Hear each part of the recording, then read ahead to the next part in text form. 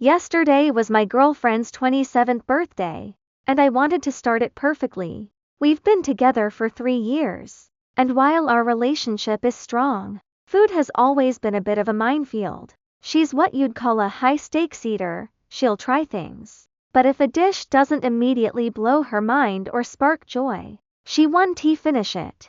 This caused friction early in our relationship when I was still learning to cook, but over time, I've adjusted to her palate and honed my skills. For her birthday breakfast, I decided to make one of her absolute favorites, breakfast burritos with sides of hash browns, sausage and bacon. I was confident. I've made this for her before, and she loves it. I was in the zone until I reached for the dairy to scramble the eggs and realized we were out of whole milk. Her requirement for creamy eggs. We only had 2%.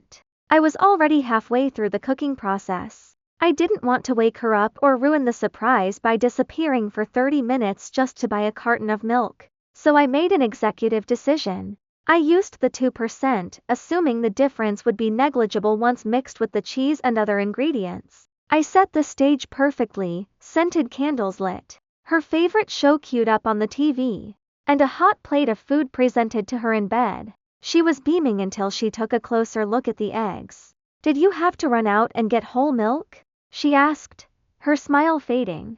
"Because I noticed we ran out the other day, and you need whole milk for eggs." I decided to be honest. I told her I didn't want to leave her alone on her birthday morning, so I used the 2% we had in the fridge. Her reaction was immediate and drastic. She sighed, eyes filling with tears, and said she couldn't eat anything with the eggs in it. She claimed she tried eggs made with 2% milk once when she was a child and hated them. Just like that, the burritos were dead to her. She ate the hash browns and bacon but refused to even take one bite of the burritos, despite me begging her just to try it. It frustrated me that she wouldn't even attempt to taste it, but I swallowed my annoyance. I didn't want to ruin her morning, so I stayed calm and we moved on. I spent the rest of the day focusing on making her happy, and I thought we were in the clear. That changed when we went to her parents' house for dinner.